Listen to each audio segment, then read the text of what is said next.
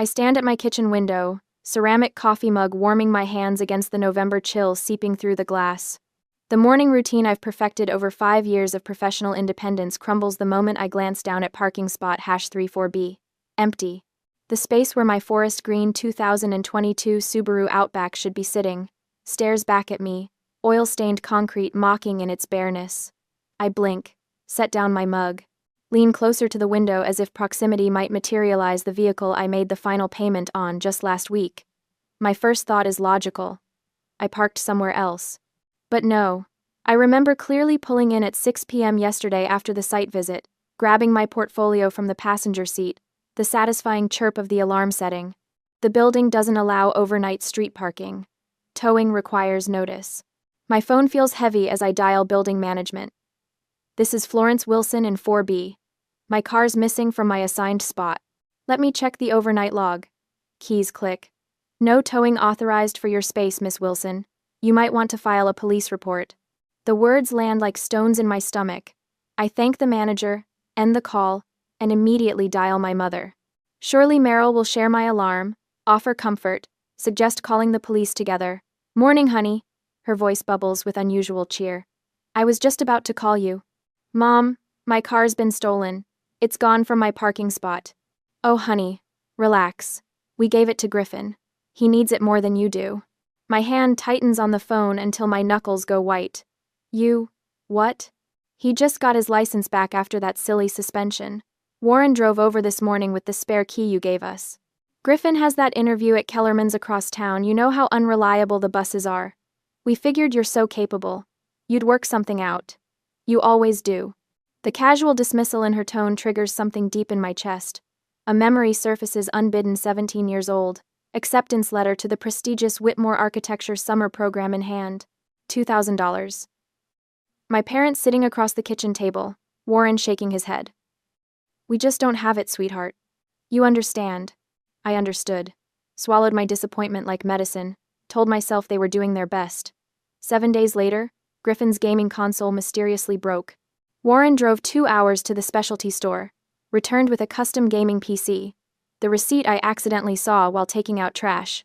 $2,500. He was just so sad, Meryl explained when I stared at the new setup. You're the responsible one. You get it. I got it. I always got it. The responsible one. The one who understood. The one who never needed what Griffin needed, because I was more capable. My phone buzzes with incoming texts as I stand frozen in my kitchen 13 years later. From Meryl. Don't be selfish. From Warren. It's just a car. Family helps family. From my Aunt Catherine. Your mother says you're upset? You wouldn't ruin Griffin's chance, would you? My hands tremble as I screenshot each message. Methodically. Carefully. Then I walk to my laptop, upload everything to my cloud storage. The trembling stops. My mind crystallizes around a single thought. Not this time, I whisper to my empty apartment. I think about Meryl's practiced manipulation, how she called me capable while stealing from me. Warren's part in this, the man who drove across town at dawn to take my property. Estelle will call soon, I know, voice dripping with disappointment about family values. And Griffin? Griffin, who lost his license driving drunk, who hasn't held a job in 3 years, who assumes the world owes him whatever he needs? They planned this, kept my spare key, waiting. Assumed I'd cave like always because that's what Florence does. I always sacrifice. I understand. I make it work. I pick up my phone again. My fingers don't shake as I dial. 911. What's your emergency? I need to report a vehicle theft, I say, my voice steady as steel. I have the names of the perpetrators and written confession.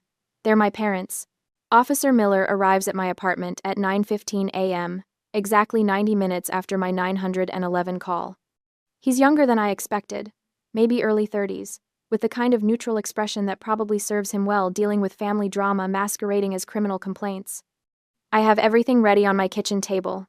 File folders, laptop open, phone charged and unlocked. Miss Wilson? He pulls out a notepad. You reported a vehicle theft? My 2022 Subaru Outback. Forest Green, parking spot 34B. I slide the physical title across the table.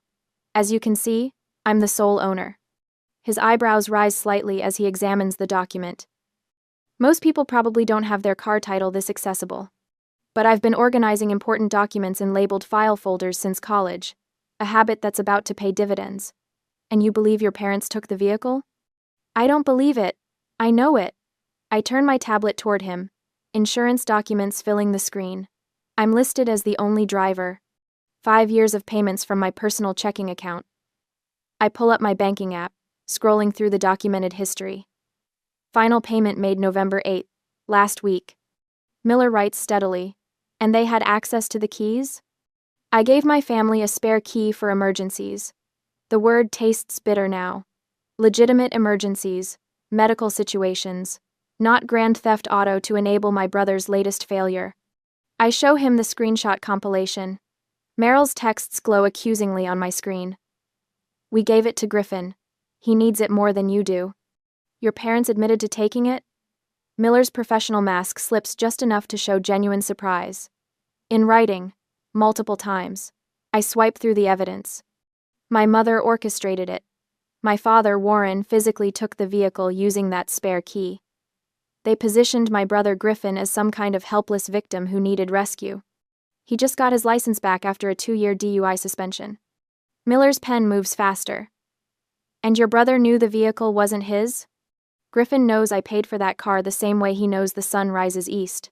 He just doesn't care. I pull up more texts. Within minutes of my conversation with my mother, extended family started messaging me.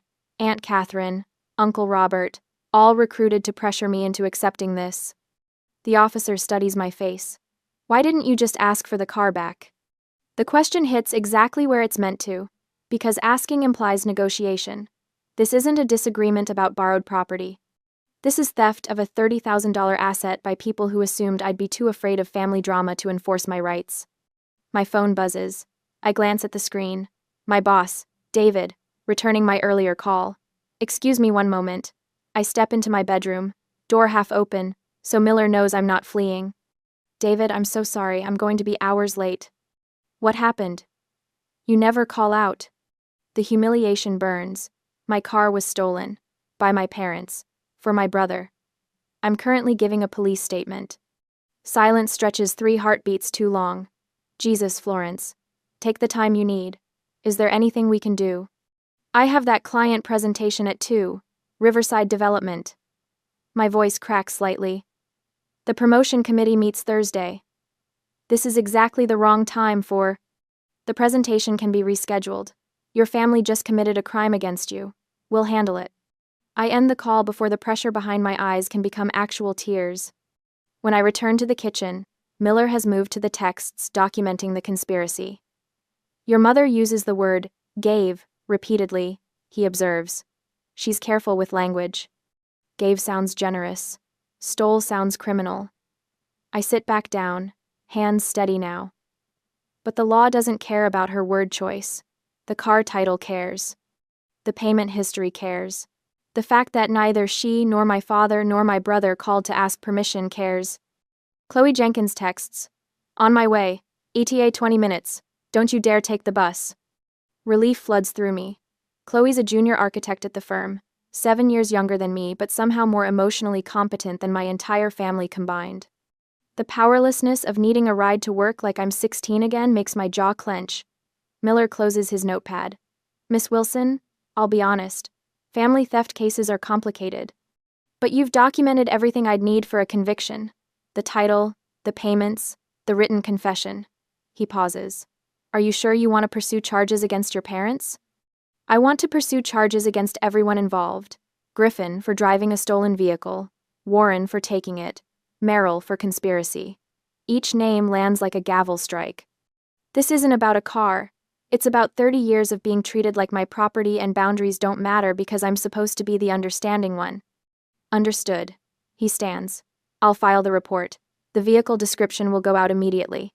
If your brother's pulled over. When he's pulled over, I correct. Griffin drives like traffic laws are suggestions. Give it 6 hours. After Miller leaves, I sit alone in my kitchen. My coffee's gone cold. The morning light has shifted, no longer illuminating the empty parking spot quite so dramatically. In 12 hours, I've gone from dutiful daughter to family destroyer in their narrative. My phone buzzes. Chloe again. Pulling up. I grab my work bag, lock my apartment, and meet her at the curb. Her Honda Civic idles warm and safe, NPR playing softly through the speakers. I slide into the passenger seat, and the reality hits me. I'm being driven to work, like a child, like someone without resources or autonomy. First time they've done something like this? Chloe asks gently, pulling into traffic. I laugh, and it comes out bitter and sharp. First time I haven't let them. The clarity crystallizes completely in that moment. This was never about transportation. It's about respect. About whether I matter enough to be asked before my property is redistributed to someone they value more. I'm prosecuting all three of them, I say aloud, testing how the words taste. Chloe doesn't even blink. Good. You want me to be a witness? I can testify about how upset you were when you called. Would you?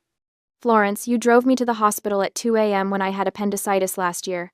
This is the absolute least I can do. By the time we reach the office, the police have already issued the BOLO. Forest Green 2022 Subaru Outback, plates on file, comprehensive evidence package forwarded to the prosecutor's office.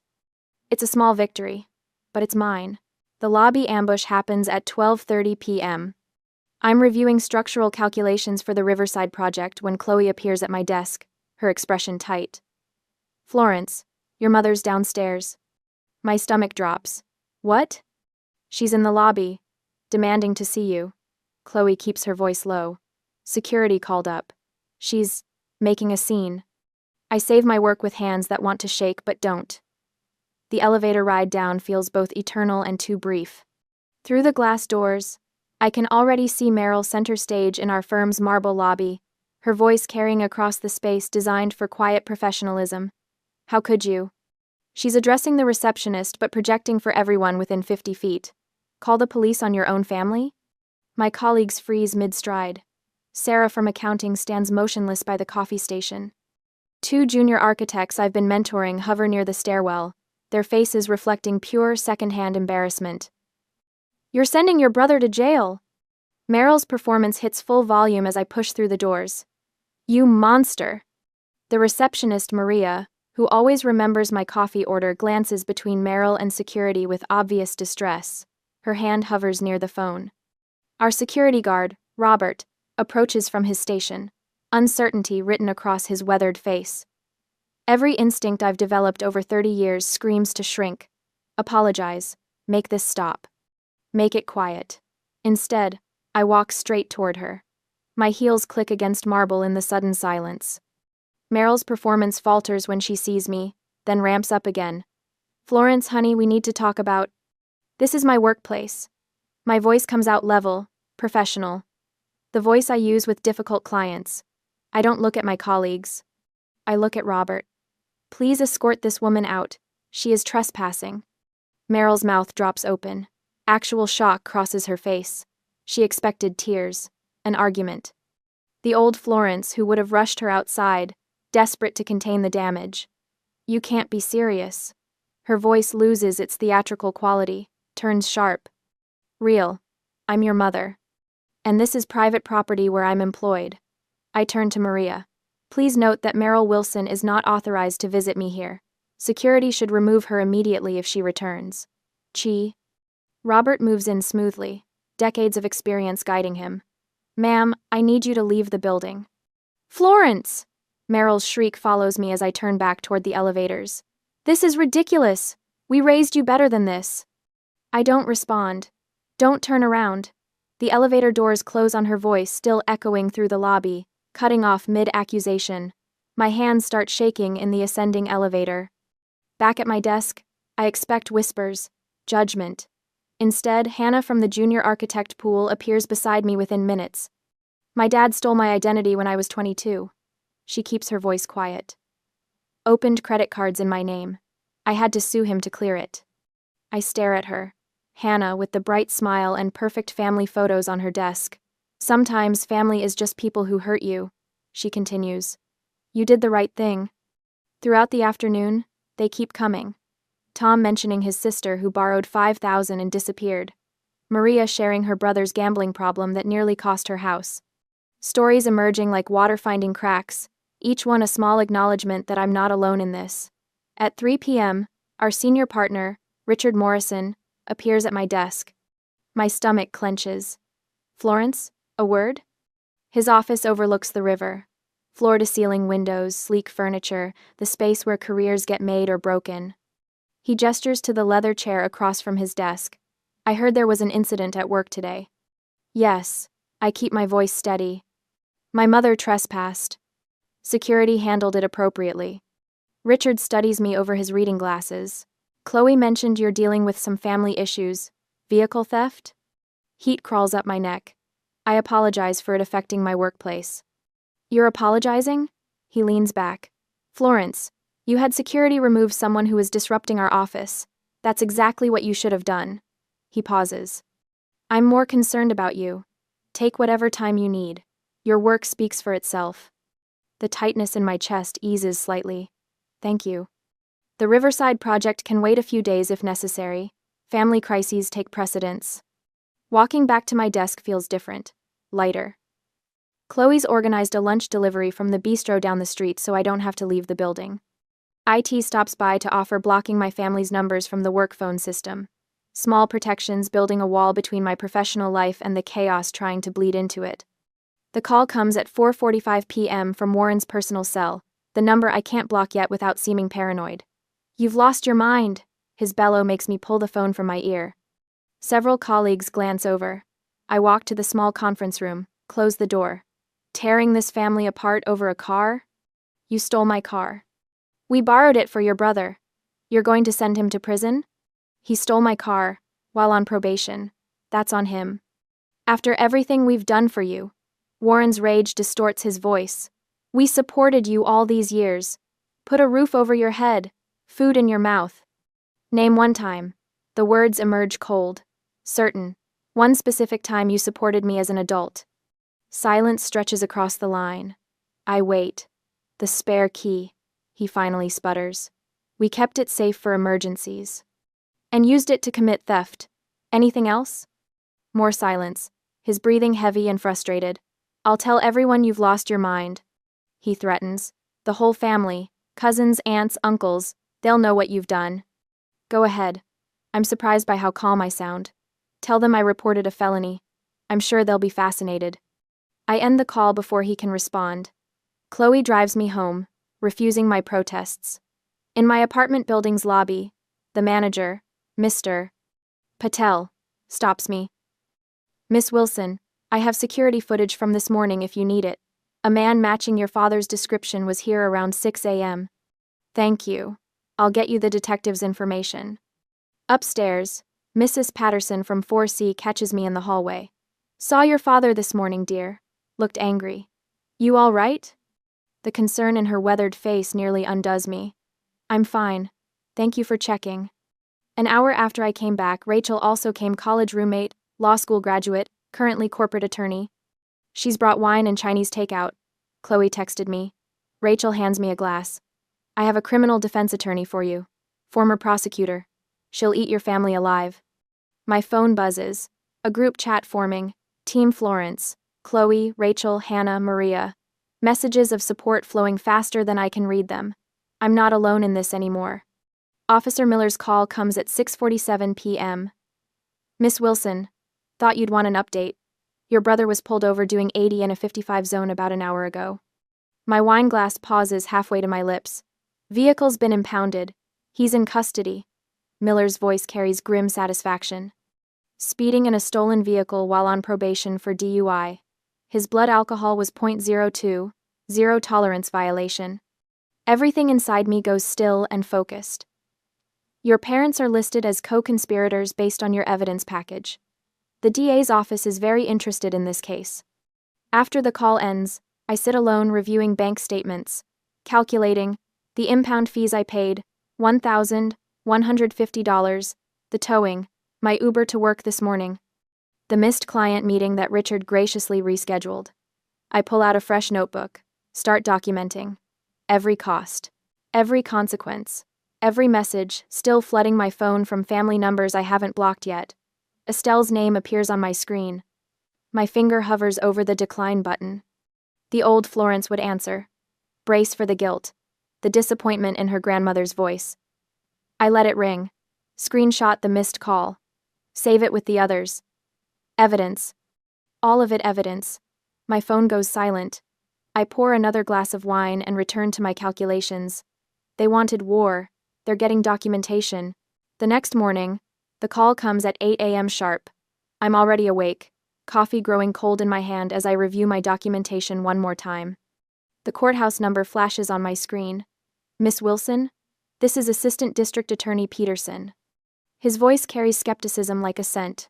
I sit straighter at my kitchen table, setting down the mug with deliberate care. Thank you for calling. I have to admit, Peterson says, in 15 years prosecuting, I've never had someone request criminal charges against their own parents. The pause stretches. He wants me to backtrack, to laugh nervously and say it's all been a misunderstanding. I stay silent. You understand what you're asking? Full prosecution for vehicle theft. Against your mother and father. They stole a $30,000 asset from my designated parking space, using a key I'd entrusted to them for emergencies. My voice doesn't waver. They enabled a probation violator to take that vehicle and drive drunk. Do your job, Mr. Peterson. The silence changes quality. When he speaks again, the skepticism has shifted into something sharper. Interest. I'd like you to come in. Bring everything you have. 2. My phone buzzes the moment I hang up. Grandmother Estelle. I let it roll to voicemail. Watch the notification appear. 3 more calls follow in quick succession. Uncle Robert. Aunt Catherine. Cousin Sarah. The voicemail from Estelle plays automatically when I check. Florence Elizabeth Wilson. I am deeply disappointed in you. Your parents made a mistake, but family forgives. This vindictiveness is beneath you. Uncle Robert's text arrives while I'm listening. Your mother is devastated. Is this really worth destroying the family? I screenshot both. Add them to the folder labeled Evidence, Family Pressure Campaign. 17 items now. Every guilting message, every accusation, every attempt to make me the villain for refusing to be their victim. Cousin Sarah's Facebook post pops up in my notifications. Someone tagged me. Praying for families torn apart by cruelty. Some people value money over blood. So sad. Screenshot. Save. Document the timestamp. I don't comment, don't engage. Just preserve the evidence of their coordinated attack. My phone rings again. Meryl this time. I almost decline, then reconsider. Answer on speaker. Recording app already running. You need to stop this insanity right now. No greeting, no pretense. Do you have any idea what you're doing to your father? To Griffin? I know exactly what I'm doing. This is about a car, Florence. A car? You're going to send your brother to prison over a car? No, Mom. Griffin's going to prison because he drove drunk. Again. You're facing charges because you committed theft. These are your choices, not mine. We're your parents. You stole from me. The line goes quiet except for her breathing. When she speaks again, her voice has gone cold. You'll regret this. The whole family knows what you're doing. You'll be alone. I already was, I say, and end the call. 2 hours later, I'm sitting across from Peterson in his office. The file I've brought takes up half his desk. Bank statements proving 5 years of payments from my account. Insurance documents showing sole ownership. Screenshots of text messages where Meryl admits to taking the vehicle. Call logs proving they never asked permission. Peterson flips through page after page, his expression shifting from professional courtesy to something resembling admiration. You've essentially done our job for us. I'm an architect. Documentation is what I do. He reaches Griffin's arrest report. His eyebrows rise. Blood alcohol content of 0.02. Zero tolerance violation for probation. Third violation, I correct. The first 2 were technical. This one comes with mandatory sentencing guidelines. Peterson looks up at me. Really looks, seeing past the dutiful daughter they expected to the woman who's spent a week building an airtight case against her own family. Your parents' text messages are practically a confession. He taps the printouts. And your brother incriminated himself on a recorded jail call. I know. I listened to it. Griffin's slurred voice still echoes in my head. You know I needed that car. You have money. The entitlement so thick I could practically taste it through the phone line. Miss Wilson, we can take all 3. Vehicle theft, conspiracy, aiding a probation violator. But I have to ask, are you certain this is what you want? I think about the architecture program I never got to attend, the gaming PC that appeared days later, the pattern of sacrifice and entitlement, spanning 13 years. My voice doesn't shake. I'm certain. Then we'll proceed. Peterson closes the file. I'll be in touch about court dates. And Miss Wilson? You might want to prepare yourself. This is going to get uglier before it gets better. He has no idea how ugly it's already been. I pay $1,150 at the impound lot that afternoon. The clerk processes my card without comment, but her eyes hold questions she's too professional to ask. I sign the release forms, take the keys. She slides across the counter. Walking across the gravel lot, I spot my Subaru in the third row. Even from a distance, I can see it's wrong. The proud vehicle I detailed every month sits lower somehow, diminished. The driver's door opens with the familiar click, but the smell hits me like a fist. Stale beer, cigarette smoke, fast food grease. The pristine interior I'd maintained looks like a frat house aftermath. Cigarette burns mar the passenger seat. Burger wrappers litter the floor. The steering wheel feels sticky under my hands. I pull out my phone, start documenting. Photographs from every angle.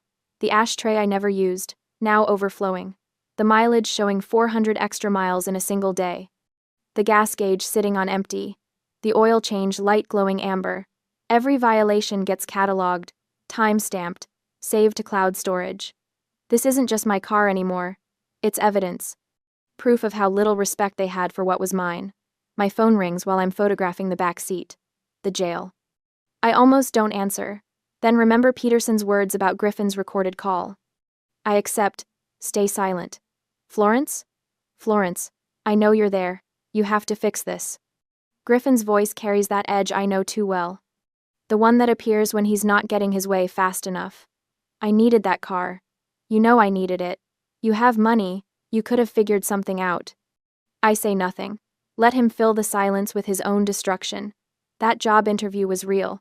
Okay, fine. I got fired 6 months ago, but I had a real chance. My buddy could have set me up with something. I just needed to get there. The admission lands like a stone. No job interview, just another lie in a lifetime of lies. He'd been driving to see his dealer friend, I realize. The extra 400 miles suddenly making terrible sense. Say something. You can't just let them do this to me. To Mom and Dad. We're family. Griffin, I finally speak, my voice level. You stole my car while on probation and drove it drunk. Mom and Dad helped you do it. These are the consequences. You're going to regret this. When I get out. I hang up. Add the call to my evidence file. Consider mentioning the threat to Peterson, and decide it's unnecessary. Griffin's rage is impotent now. The system has him. That evening, Estelle calls again. This time I answer. Your parents aren't speaking to each other. Her voice trembles, frantic. Merrill called Warren weak. Warren blamed her for pushing too hard. Florence, you have to stop this. You're tearing the family apart. No, Grandma. They tore it apart when they stole from me. I'm just refusing to pretend it didn't happen. But they're your parents. And I'm their daughter. That should have mattered more. I hang up gently this time. Pour myself a glass of water. Sit at my kitchen window looking down at parking spot 34B, where my Subaru sits exactly where it belongs. My phone glows with notifications. More family members weighing in, more accusations, more evidence for my file. Peterson calls at 7 p.m. They want a plea deal, all 3 of them. What are the terms? That depends on you. What are your conditions, Miss Wilson? I pull out the list I've been preparing since the day this started. 3 pages of typed requirements. Restitution, public acknowledgement, probation terms, no contact orders. But most importantly, the thing they've never given me freely. Respect. I'll email them to you. I tell Peterson. Take your time reviewing. I want every word exactly right. Because this isn't just about my car anymore. It never really was. 2 weeks crawl by like cold molasses before the courthouse date arrives. I stand in the marble hallway at 8:45 a.m., studying the directory board even though I know exactly where courtroom 3B is located. My attorney, Patricia Hernandez, stands beside me, reviewing her notes. She's been worth every penny of her retainer. Florence. Meryl's voice cuts through the morning murmur of attorneys and defendants. I don't turn. Patricia's hand touches my elbow, a silent reminder that I don't have to engage. Florence, look at me. We're still your parents. Now I turn. Meryl looks smaller somehow, her usual polish dimmed. Warren stands behind her, arms crossed, face set in that stubborn expression I know too well. Griffin slouches against the wall, 26 years old and radiating teenage sullenness. You'll regret this forever, Warren says. Not a threat exactly. A pronouncement, like he's stating an inevitable fact. Griffin pushes off the wall. I'm your brother. How can you do this to me? His voice cracks on the last word. For a fraction of a second, something in my chest tightens. Then I remember my empty parking spot. The cigarette burns in my upholstery. 400 miles on my odometer in a single day. Patricia steps between us. My client has nothing to say to you. I suggest you save your words for the judge. She guides me toward the courtroom doors. I don't look back. Inside, the benches fill with familiar faces. Estelle sits in the front row on their side, dabbing her eyes with a tissue. Uncle Robert. Aunt Catherine. Cousin Sarah, who posted that Facebook rant about family loyalty. They're all here, a united front of blood relations who never asked for my side of the story. I sit alone on my side. Just me and Patricia. The emptiness should feel lonely. Instead, it feels clean. Judge Margaret Torres enters at 9 a.m. sharp. She's younger than I expected, maybe 50, with steel gray hair pulled back severely. Her expression suggests she's already tired of family drama cases. Case number 2024CR8847. The clerk announces. The state versus Griffin Wilson, Meryl Wilson, and Warren Wilson. Assistant District Attorney Peterson stands. Your Honor, the defendants have agreed to a global plea arrangement with specific conditions set by the victim. Judge Torres looks over her reading glasses. This is the vehicle theft case involving family members? Correct, Your Honor. The victim's brother stole her paid-off vehicle with assistance from both parents. The defendants wish to plead to lesser charges in exchange for meeting the victim's 3 conditions. I'm listening. Peterson nods at Griffin. First, the primary defendant must plead guilty to theft, not unauthorized use of a vehicle. Second, he must read a prepared statement, admitting the crime in open court. Third, the co-defendants must plead no contest and pay full restitution of $1,150 within 24 hours. All 3 accept 12 months probation and a no-contact order with a $5,000 penalty per violation. Judge Torres studies the paperwork. The courtroom holds its breath. I can feel Meryl's eyes burning into my back. These terms seem reasonable given the circumstances, the judge finally says. Mr. Griffin Wilson, please stand. Griffin rises slowly. His public defender whispers something, but Griffin shakes his head. He pulls a folded paper from his pocket with shaking hands. Read the statement, Judge Torres instructs. Griffin clears his throat. Once, twice. I, Griffin Wilson, admit that I stole my sister's 2022 Subaru Outback. His voice is barely audible. The judge leans forward. Louder, please. I, Griffin Wilson, admit that I stole my sister's 2022 Subaru Outback. Stronger now, but humiliated. I knew the car was not mine and I took it without her permission.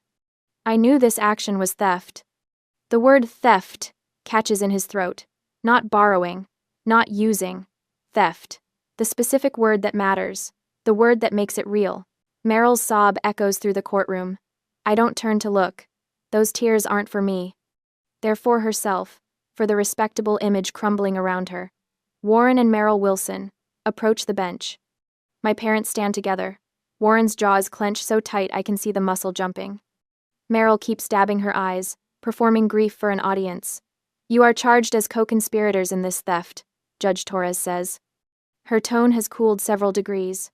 How do you plead? No contest, Warren growls. No contest, Meryl whispers. Restitution of $1,150 is ordered, due within 24 hours. 12 months probation for each of you with monthly compliance checks. And let me be clear. The judge removes her glasses, meeting their eyes directly. Parents who steal from their children deserve every consequence they receive. This court sees no difference between your actions and those of common criminals. You used a position of trust to commit theft. That makes it worse, not better. Warren's face flushes deep red. Rage and shame battle for dominance in his expression. Meryl's mask slips for just a second, and I see real fury there. Not remorse, not regret. Just anger at being held accountable.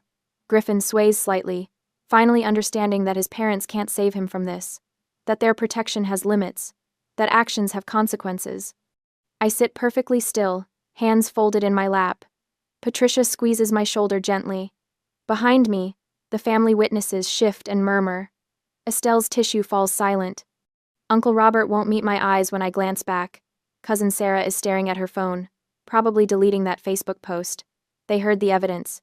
They heard the judge's words. They can't unhear them. The clerk announces the next case. We're dismissed. I walk past my family without a word.